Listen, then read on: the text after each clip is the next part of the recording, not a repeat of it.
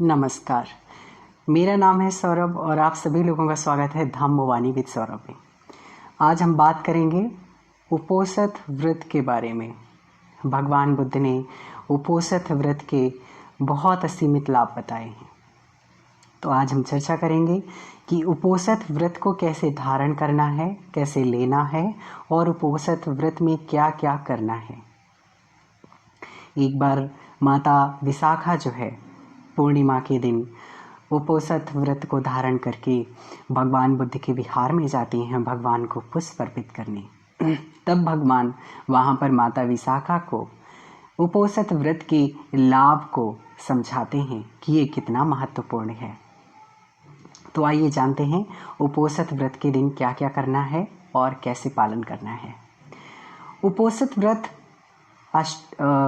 पूर्णिमा और अमावस्या और अष्टमी को रखा जा सकता है, लेकिन अगर आप अष्टमी को नहीं कर सकते तो महीने में कम से कम 2 दिन तो रख ही लीजिए, जैसे कि पूर्णिमा और अमावस्या को। तो ये हर महीने की पूर्णिमा, अमावस्या को और उसकी अष्टमी अगर आपसे पॉसिबल है, अगर आपसे हो सकता है तो महीने के 4 दिन, अगर नहीं हो सकता है तो कम से कम 2 दिन तो रख ही लीजिए पूर्णिमा और अमावस्या को। पूर्णिमा और अमावस्या के उपोषित व्रत के पालन से बहुत असीमित पुण्य अर्जित होता है, बहुत ज़्यादा पुण्य हासिल होते हैं। तो सबसे पहले आपको सुबह भगवान बुद्ध ने वैसे तो उपोषित 3 तरह के बताए हैं, लेकिन उनमें से जो सबसे लाभकारी उपोषित है वो है आर्य उपोषित। तो आर्य उपोषित को कैसे करना है? गोपाल उपोषित नहीं करना है, आर्य उपोषित करना है। तो आर्य उपोषित के दिन वैसे तो हम दैनिक जीवन में शील सदाचार का जीवन जीते ही हैं और पंचशीलों का भी पालन करते हैं, लेकिन हम इस उपोषित के दिन अष्टशीलों का पालन करते हैं। खासकर हम 8 शीलों पर काम करते हैं और उस दिन हम भिक्षुओं की तरह रहने का प्रयास करते हैं। हम लोग अपने गृहस्थ जीवन में होते हुए जब तक चीवर या भिक्षु जीवन का जीवन नहीं जी पा रहे, तब तक कम से कम उनकी तरह एक दिन का जीवन जी करके हम बहुत असीमित पुण्य हासिल कर सकते हैं। जिस तरह से भिक्षु पूरे जीवन भर अपने उपोषित व्रत का पालन करते हैं, कम से कम हम महीने में 2 दिन या 4 दिन तो इस व्रत का पालन कर ही सकते हैं। तो क्या करना है? सबसे पहले सुबह उठ करके भगवान बुद्ध की प्रार्थना वंदना करने के पश्चात हम 3 रत्नों की शरण जाएंगे।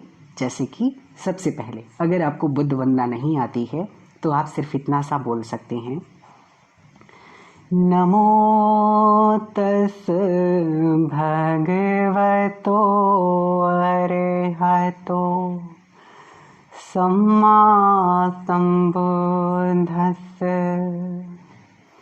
नमो तस् भगवतो अरहतो सम्मा संबुद्धस्स। नमो तस् भगवतो अरहतो सम्मा संबुद्धस्स। सिर्फ इतना आप 3 बार बोल सकते हैं। इसके पश्चात हम 3 रत्नों की शरण जाएंगे। कैसे शरण जाते हैं इसको भी जानते हैं। बुद्धं शरणं गच्छामि, धम्मं शरणं गच्छामि, संघं शरणं गच्छामि। ये जो मैंने अभी बुद्ध, धम्म और संघ को शरण जाने की बात कही, इसको हमें 2 बार और बोलना है, यानी कि 3 बार बोलना है। 3 बार 3 बार बुद्ध की शरण जाना है, 3 बार धम्म की और 3 बार संघ की। इस तरह से हमारा ये त्रिरत्न की जो शरण जाने का प्रोसेस है ये पूरा हो गया। अब हम क्या करते हैं? अष्टशीलों को लेते हैं। अष्टशीलों को कैसे लेना है? वैसे तो जो पाली में है, मैं इस वीडियो के डिस्क्रिप्शन में पूरे अष्टशीलों को पाली में लिख दूंगा, लेकिन अभी आप हिंदी मतलब से समझ लीजिए। मैं पाली को डिस्क्रिप्शन में डाल दूंगा, उसको बोल करके आप ऐसे ले सकते हैं या हिंदी के द्वारा भी ये ले सकते हैं। इस तरह से मैं आज पूरे दिन प्राणी हत्या से विरत रहूँगा।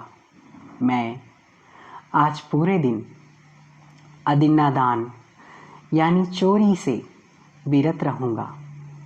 मैं आज मूसावादा यानी कटु वचन, व्यर्थ की बकवास भरी बातों से, झूठ बोलने से, किसी की चुगली करने से विरत रहूँगा।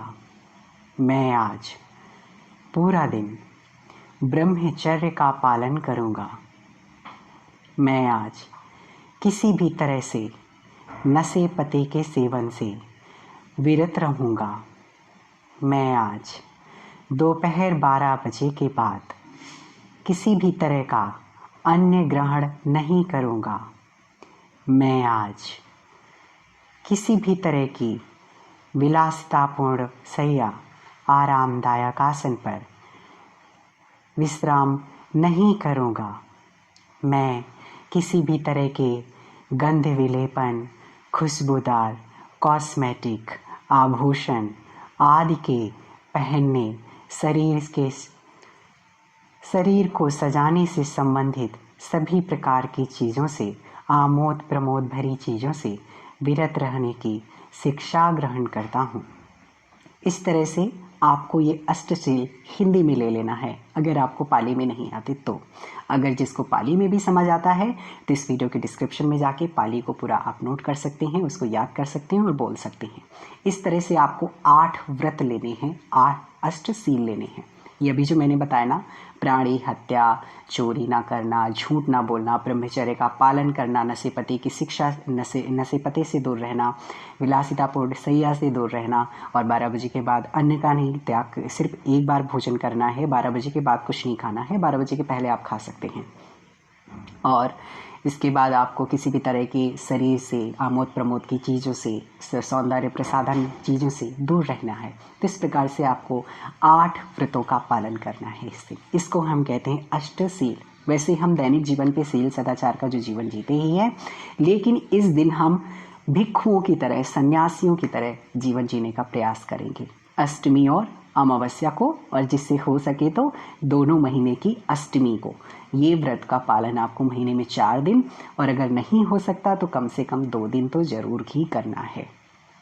इस व्रत के पालन से आपको बहुत सीमित पुण्य अर्जित होगा। और कोशिश करें कि इस दिन आप पूर्णिमा को और अमावस्या को त्रिरत्न की शरण लेने के बाद में, अष्टशीलों को लेने के बाद में आप इस दिन कुछ दान करें। लोगों को जा कर के कुछ ना कुछ दान करें, आपसे जो हो सकता है। कपड़ों का दान या फिर धन का या भोजन का दान, किसी भी तरह से आप लोगों को दान कर सकते हैं। इस दिन के दान से बहुत महान पुण्य फल मिलता है।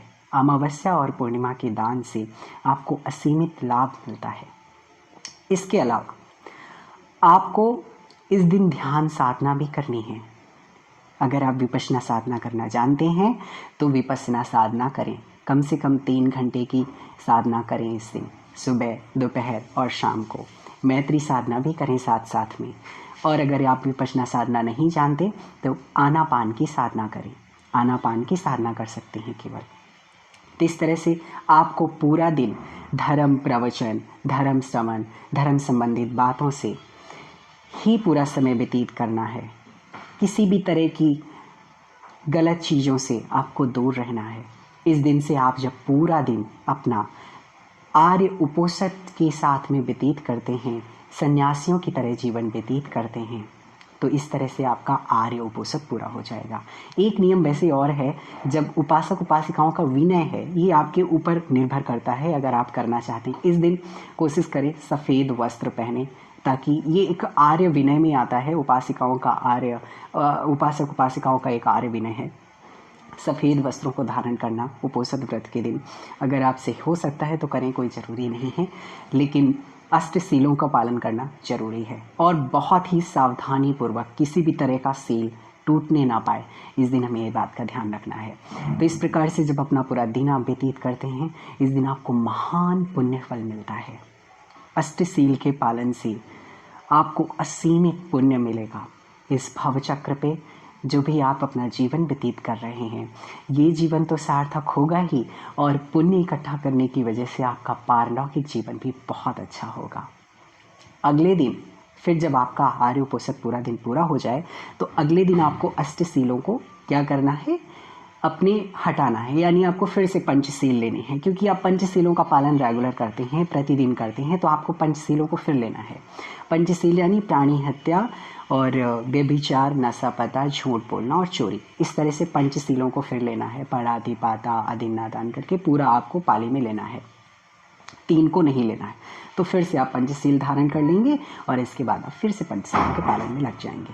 तो ये महीने के आपको 2 दिन में करना है। उपोषण के बारे में भगवान ने बहुत असीमित लाभ बताए हैं और बहुत ही सिंह पुण्य हासिल होता है।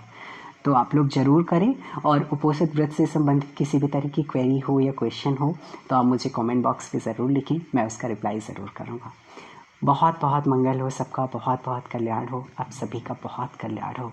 आप इस जीवन में धर्म में अपना जीवन व्यतीत करते हुए निर्वाण को प्राप्त हों, आपके समस्त प्रकार के विकार दूर हों, आपका जीवन खुशियों से, आनंद से भर जाए, आप सभी विकारों से मुक्त हो, आप सभी उपासक उपासिकाओं का कल्याण हो, कल्याण हो।